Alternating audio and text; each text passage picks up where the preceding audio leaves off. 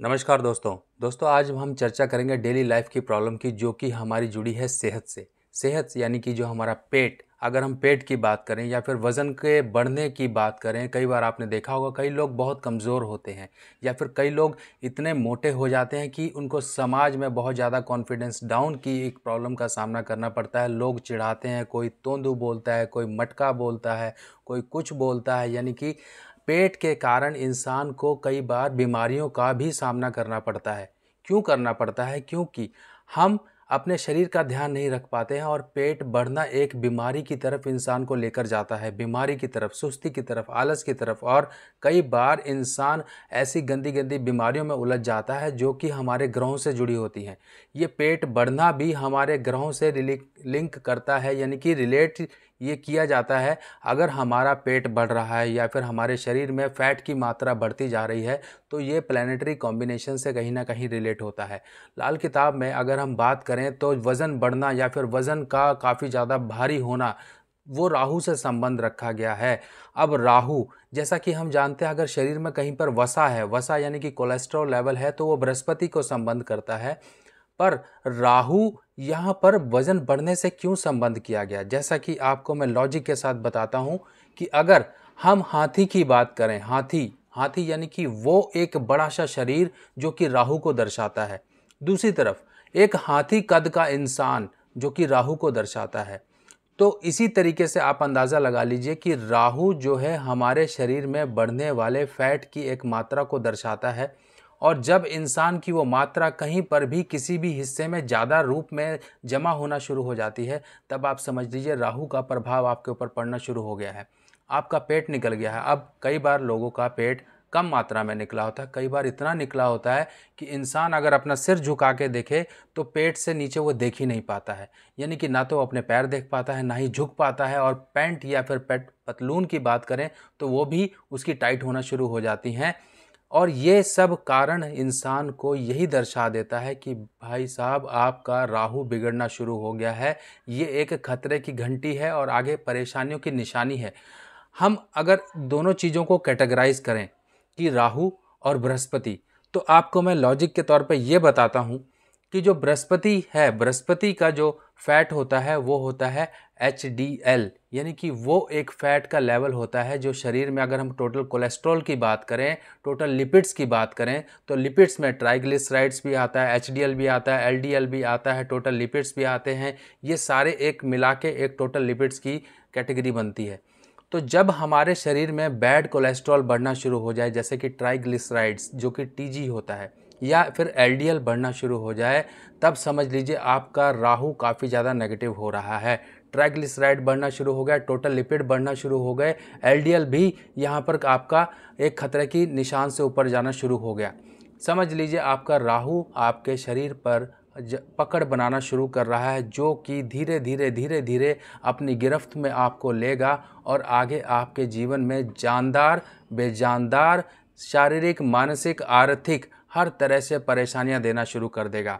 बृहस्पति की बात करें, बृहस्पति को भी हमारे शरीर में मोटापे से देखा जाता है, पर वो मोटापा एक अच्छा मोटापा होता है। यानी कि इंसान, आपने देखे होंगे कुछ मोटे हाड़ के लोग होते हैं जिसे हम कहते हैं भारी शरीर होता है, देखने में अच्छे लगते हैं, सुडौल भी होते हैं, यानी कि उनका शरीर देखने में सुंदर लगता है क्योंकि वो ना कहीं से फैले होते हैं, ना ही कहीं से कोई उनके शरीर में बेडौल तरह की एक आकृति बनी होती है। क्योंकि जो बृहस्पति बृहस्पति यानी कि ज्ञान, ज्ञान तभी मिलता है जब आप कहीं पर एक जगह बैठकर कोई काम, साधना करें, किसी इल्म के लिए आप कोई कोशिश करें। तो जब भी इंसान कोई काम नहीं करता है तो उसके शरीर में एक फैट जमा होना शुरू हो जाता है। उसकी बाजुओं पर, उसके पेट पर, उसकी छाती पर, उसके कंधों पर, हर जगह कहीं ना कहीं फैट जमा शुरू हो जाता है।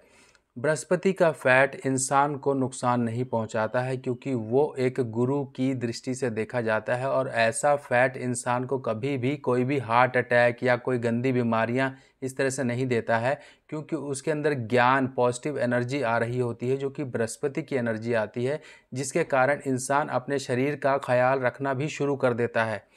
पर राहु इसके उलट होता है। राहु में तो इंसान उलट पुलट खाना शुरू कर देता है, शराब नशा उल्टे सीधे हरकतों में पड़ना शुरू हो जाता है, अपने शरीर का ध्यान रखना भूल जाता है, ज़्यादा सोना लेट सोना सब उल्टे सीधे जो काम है वो राहु से संबंध रखते हैं।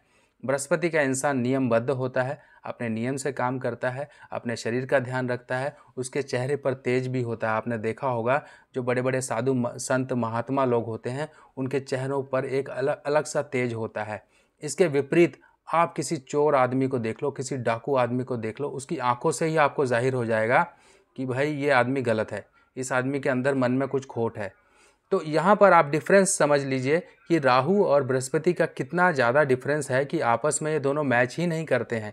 एक तरफ चोर और एक तरफ साधु, किस तरह से दोनों की आवृत्ति होती है, किस तरह दोनों की अपीयरेंस होती है, इससे आप अंदाज़ा लगा लीजिए। अब आपने देखा होगा कई लोगों को थायराइड प्रॉब्लम होती है, कई लोगों को हार्मोनल डिसबैलेंस हो जाता है, कई लोगों को खाने पीने की कुछ प्रॉब्लम्स हो जाती हैं, कई लोगों को एक्सेस भूख भूख लगना शुरू हो जाती है, कई लोग फटाफट खाते हैं, कई लोग इतना जल्दी खाते हैं कि चबाते ही नहीं हैं। ये सब जो है राहु के लक्षण हैं। इसके बारे में मैं आगे आपको बताऊंगा कि किस तरीके से हमें इस पे जो लक्षण के हिसाब से हम समझ लें कि ये इंसान राहु से पीड़ित है। अब हम ये समझ लेते हैं कि राहु का इंसान कैसा होता है। सबसे पहले ये समझिए राहु का इंसान कैसा होगा। या तो काला होगा, बिल्कुल काला होगा, हाथी शरीर होगा, उसका शरीर कहीं से अंग भंग होगा, उसके शरीर में कहीं ना कोई डिफेक्ट होगा। कई बार लोगों को आपने देखा होगा उनका हाथ पैर या फिर कुछ ना कुछ शरीर कहीं से कटा होता है। इस तरह के इंसान राहु के होते हैं। पूरा काला, पूरा निंसान, काना, गंजा, इस तरह के लोग जो होते हैं राहु से संबंध रखते हैं क्योंकि ये राहु के इंसान हैं। अब अगर मान लीजिए आपके शरीर में कोई भी एक लक्षण आ रहा है कि आपका शरीर बहुत हाथी की तरह बढ़ता जा रहा है। आपने देखे होंगे कई लोगों के हाथी जैसे शरीर होते, दूर से इंसान चला आ रहा है कि ऐसे लगता है कि एक जैसे डालडा की भरी हुई बोरी आपके सामने चलती आ रही हो। बिल्कुल भरा हुआ, बिल्कुल एयर बैग की तरह इंसान होता है और वो इंसान दूर से ही जाहिर हो जाता है कि ये इंसान राहु प्रभावित, राहु से मिलता हुआ इंसान है और इस तरह का इंसान राहु से ग्रसित होता है। अब आप अपने शरीर में किस तरह से बृहस्पति की एनर्जी को किस तरह से मेंटेन करिए। देखिए फैट दो तरह के हैं, फ़ायदेदार फैट भी है जो इंसान के शरीर में है और नुकसान वाला फैट भी है, जैसे कि ट्राइग्लिसराइड्स, एलडीएल, ये नुकसान वाले हैं और ये राहु के संबंध से रखते हैं। और अगर बृहस्पति के फैट करें तो वो आता है एचडीएल यानी कि वो फैट जो इंसान को कई तरह से मदद पहुंचाता है। तो आपको कुल मिला के अपने शरीर में एचडीएल यानी कि हाई डेंसिटी लाइपोप्रोटीन की मात्रा को एक मेंटेन करके रखना है, जो कि आपकी बेनिफिशियल रहेगी, आपकी बॉडी को इस तरीके से मेंटेन करके रखेगी कि किसी तरह से आपके शरीर में राहु के प्रभाव ना जागृत हों। तो हमेशा पॉजिटिव एनर्जी को आप मेंटेन करके रखिए। अब बात करते हैं उपायों की। उपायों में देखिए यहाँ पर हमें राहु को कंट्रोल करना है क्योंकि आप राहु के प्रभाव में आ चुके हो, राहु का आपके ऊपर असर आना शुरू हो गया है। और एक तरीका और मैं आपको बताता हूँ जिससे कि आप पता लगा सकते हो कि आपके शरीर पर राहु का प्रभाव कितना हद तक पहुँच चुका है।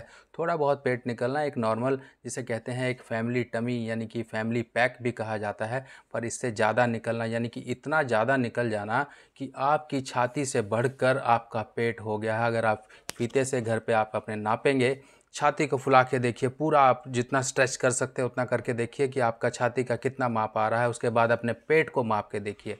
अगर आपका पेट आपकी छाती से ज़्यादा है तो समझ जाइए कि आपके ऊपर यहाँ पर राहु का प्रभाव आ चुका है। तो अब आपको जाग जाना है कि भैया आगे का समय मेरे लिए परेशानी वाला है और ये मेरे साथ साथ मेरे परिवार को भी कहीं ना कहीं मुश्किलों में डाल सकता है। तो अभी से ही समझ जाओ तो आपके लिए बेहतर होगा। अब ये संभलने का क्या तरीका है, किस तरीके से हम ये काबू करें। सबसे पहले तो अपनी खुराक को मेंटेन करिए, खुराक को सही रखिए और शरीर पर कुछ ना कुछ मंगल की एनर्जी का सवार होना शुरू कराइए, क्योंकि मंगल यानी कि हाथी के ऊपर बैठा हुआ महावत है और वो हाथी जो राहु कहलाता है, जो कि बिगड़ा हुआ हाथी है, उसे कंट्रोल करने के लिए सिर्फ राहु की जो नेगेटिव एनर्जी है उसको कंट्रोल करने के लिए सिर्फ और सिर्फ पॉजिटिव एनर्जी जो कि मंगल की ही साबित होती है, वो एनर्जी का हमें इस्तेमाल करना है। और वो एनर्जी कैसे आएगी?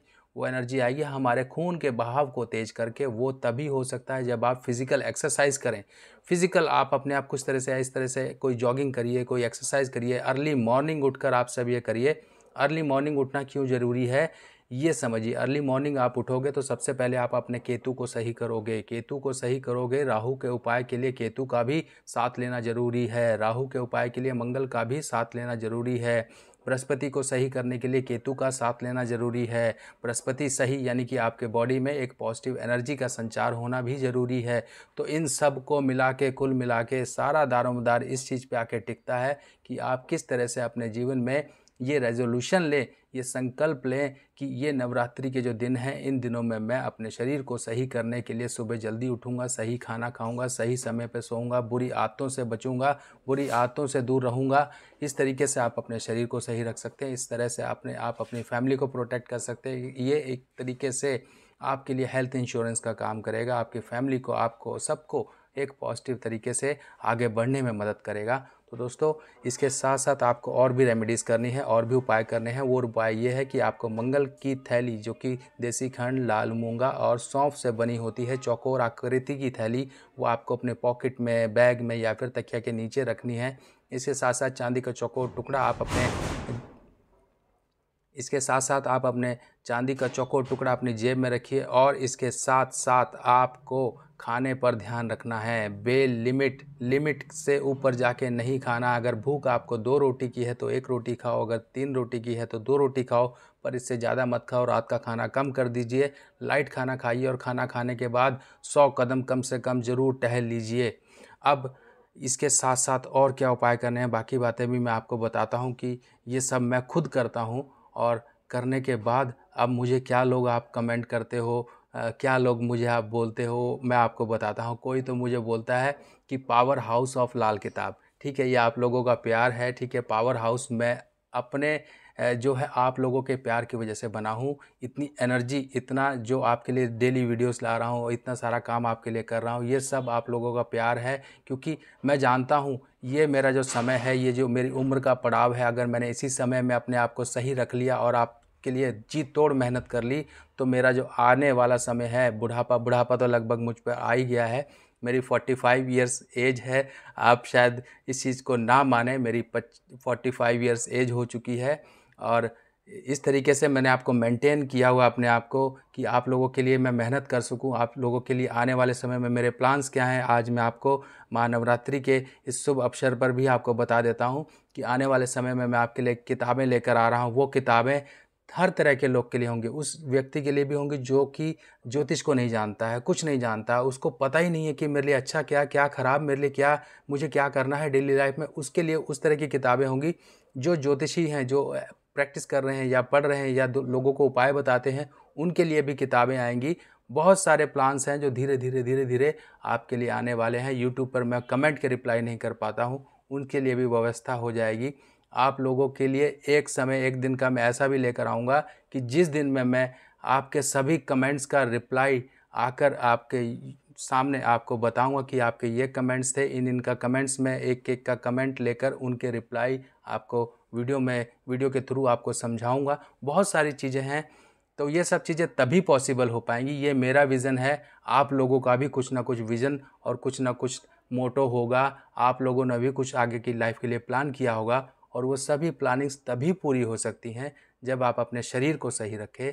क्योंकि ये एक गाड़ी है, अगर गाड़ी ही ख़राब होगी तो आप अपनी मंजिल तक नहीं पहुंच पाओगे। शरीर को मेंटेन करके रखिए। जैसे आप अपनी नई गाड़ी को लेकर आते हैं, मेंटेन करके रखते हैं, उसी तरीके से अपने शरीर को भी मेंटेन करके रखिए, ताकि आपकी ज़िंदगी का सफ़र बिना किसी रुकावटों और बिना किसी झंझट के पूरा हो सके। अब इसके साथ साथ और उपाय आप क्या कर सकते हैं, उसके साथ साथ आपको काले नीले कपड़ों से परहेज़ करके रखना है। ज़्यादा पानी पीना है आपको, और साथ में अपने जेब में आप केसर की डिबिया रखिए, यानी कि चांदी की डिबिया में केसर डाल के रखिए।